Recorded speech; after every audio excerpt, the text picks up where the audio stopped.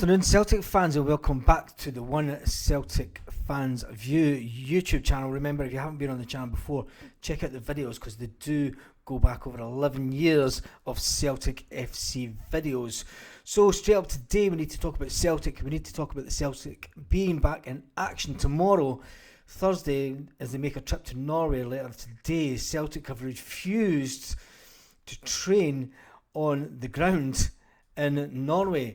Ange Postecoglou believes that his varied experiences as Socceroos boss means that he's well equipped, as are the Celtic players, for their most unusual European challenge on an artificial pitch in the Arctic Circle. The Celtic boss raised a few eyebrows today as he passed up the chance to train on the Norwegian champions Bodo Glimt's artificial surface ahead of the Europa Conference. Celtic have been training before European games at Parkhead and then travelling to games.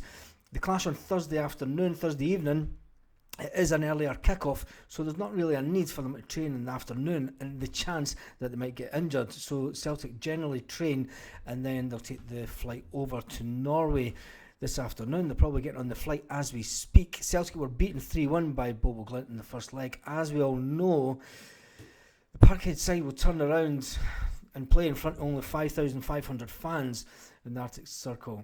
Yet Postecoglou says that there's no benefit of training on the pitch. He said, here in Scotland we obviously have exposure to artificial pitches. We've already had 2 games this season on an artificial pitch, and there's no great deal of...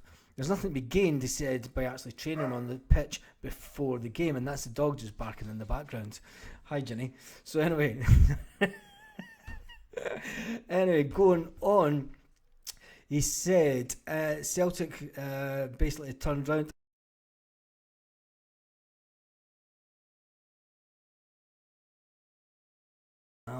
Anyway, former Celtic player, and breaking news as well. This one will shock you. Need to think about this now, Celtic fans. We have a former England goalkeeper who has had 75 caps for his country. He's on 15 grand a week at Celtic.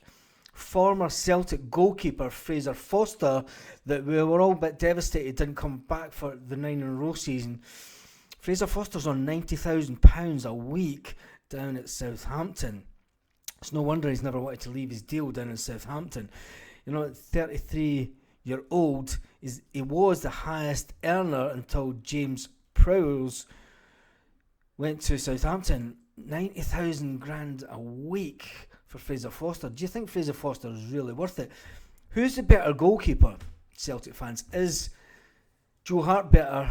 Well, the stats speak for himself. He was an England goalkeeper for a lot of years. For me, Hart does... there is a bit of him that I'm still not convinced about. He doesn't come out and punch the ball enough to know there is some things. Fraser Foster was a good goalkeeper for Celtic. He was a good shot stopper. 90 grand a week. It's no wonder that he didn't want to come.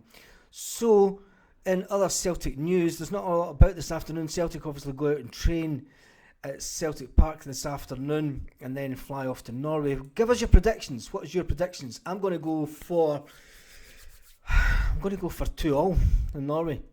I can't see us not conceding goals. I can't see us, our defence, shoring up that much. I know that we can go out there and we can score goals, and I think the manager is going to take a strong enough squad out to basically make sure that we can try win the tie. It's not in his ethos to actually go out there and try and, you know, just put youngsters out and hope for the best. What do you think? What do you think the score will be? I'm going to go for 2-2. Then again, I don't know. Will we tighten up that much? I think it could be one of those nights where we go down.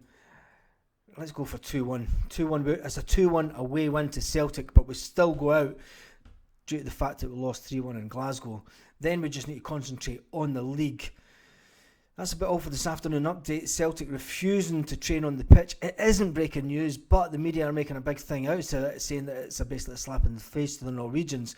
The fact that we do train on an artificial pitch sometimes when it gets a bit too bad at Lennoxtown, you know, sometimes the players do go inside and train, but generally there's no need for them. He will know the players that he's not going to take with him to Norway that don't really like the artificial pitches. I don't know, give me what your thoughts are in this afternoon Celtic news update. Make sure you subscribe to the channel if you haven't done already. I wanted this to get up to 6,000 subscribers. Let's see if we can do it, and let's give us a couple of hundred thumbs up just for it. And make sure you check out the early years videos that I do have up on the channel if you haven't already looked at them.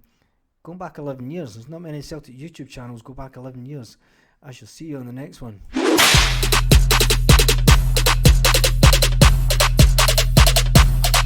Lit. Roll up to the party, roll up to the party, roll up to the party, roll up to the